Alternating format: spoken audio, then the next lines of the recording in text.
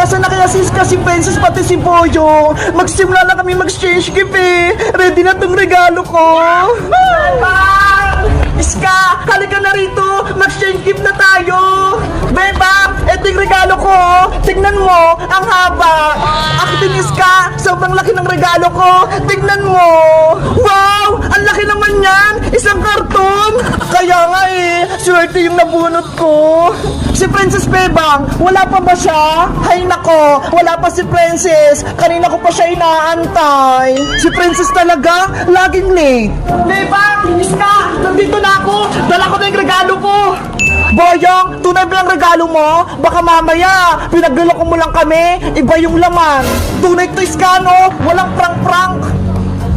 Diba? Sabi nyo, pagkain dapat niyo i-regalo sa exchange gift. Kaya bumili ako sa palengke. Okay na yan, Boyong. Basta pagkain nyo yung laman, ang importante, may regalo ka. Ano? Magsisimula na ba tayo? Excited na ako matanggap ng regalo. Si Princess na lang ninantay natin para magsimula na tayo. Beba! Iska! Nandito na ako! Princess! Bilisan mo! Magsimula na exchange gift natin! Wait lang! Nandiyan na ako! O Princess, nasan yung regalo mo? Bakit hindi mo dala? Secret! Hindi ko papakita sa'yo, Bayang! Nako, baka wala kang exchange gift ha? Hindi ka nakasali! Meron no, mag-antay ka lang. Ipapakita ko din sa'yo mamaya. Ops! Wala nang magtatalo. Sisimula yung exchange gift natin. Sino na magbibigay ng regalo? Ako na, Bebang! Okay, Iska, ikaw na yung mauna. Sabihin mo kung sino yung nabunot mo. Tapos, ibigay mo na yung regalo. Eto yung regalo ko. Ang pagbibigyan ko nito ay best friend ko. Mabait siya at sobrang ganda-ganda niya. Naku, sigurado ako yan kasi maganda ako. Maganda daw si Princess. Kontrabida ka, Boyong. Ang raregaluhan ko ay si Bebang. Wow! Okay na, puritis ka. Bebang, oh, kunin mo na. Thank you, Iska. Big Bird, tingnan mo ko. May regalo na ako. Boyong, ikaw naman magbigay ng regalo. Okay, ang nabunot ko ay matalino, masipag, at kulay green ang buhok. Hala, sino kaya yun? Siguro ako.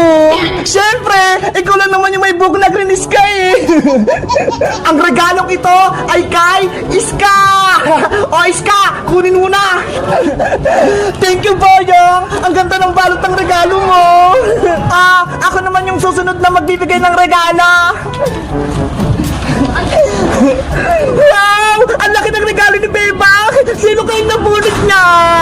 Ang bibigyan ko ng regalo, sobrang pasaway, laging gutom, at lagi din nagsusumbong sa nanay. Hello! Ako ata!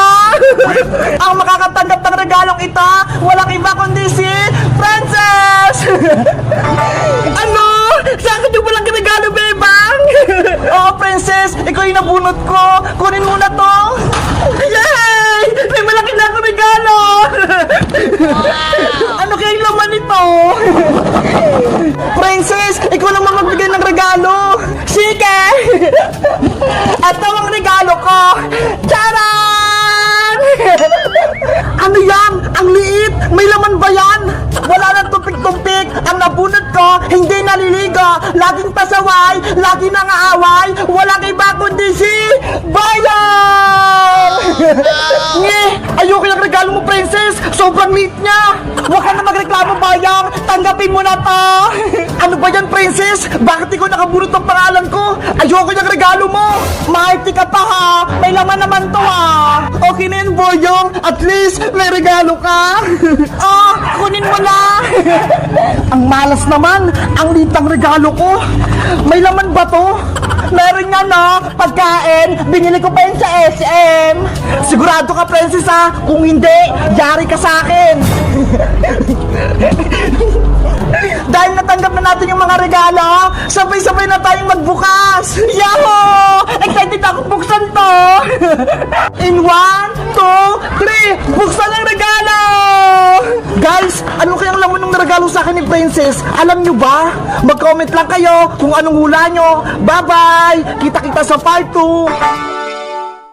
Bye-bye! bago kong stop toys. Ang cute-cute niya. Bigay ni Bebang.